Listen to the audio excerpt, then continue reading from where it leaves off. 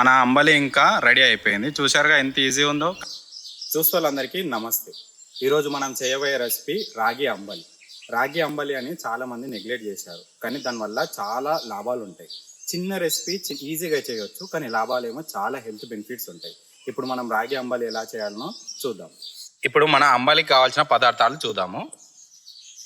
రాగి పిండి, ఉల్లిగడ్డ, పచ్చిమిరపకాయలు, ఉప్పు, పెరుగు. రాగి పిండి వేసుకొని ఇలా వాటర్ పోసుకోవాలి, లైట్ వాటర్ పోసుకోవాలి. ఓ హాఫ్ అన్ అవర్ ముందు ఇట్లా నానబెట్టుకోవాలి. హాఫ్ అన్ అవర్ కాకుండా ఒక డే ముందర నానబెట్టుకోవాలి. ఇది ఇట్లా కలుపుకోవాలి. అర్ధగంట ముందు ఆరు గంట ముందు ఇట్లా రాగి పిండిని మంచిగా నానుకోవాలి. నీళ్ళలో ఇట్లా నానిపి పెట్టాలి.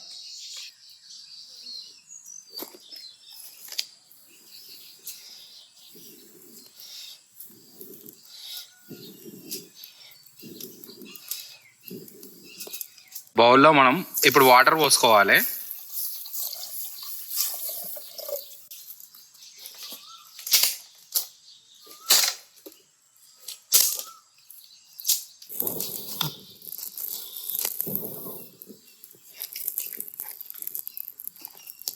ఇప్పుడు లైట్గా బాయిల్ అయిన వాటర్లో ఇంతకుముందు కలిపెట్టుకున్న రాగి పిండిని పోసుకుందాం.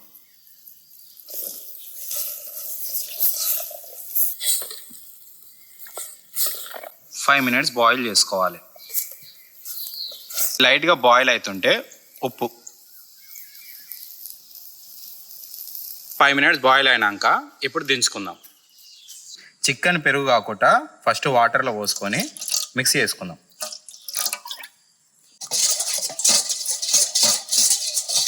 ఆ తర్వాత ఈ పెరుగుని అందులో యాడ్ చేసుకుందాం. మీకు తీసుకున్న అంబలికి పెరుగు యాడ్ చేద్దాం.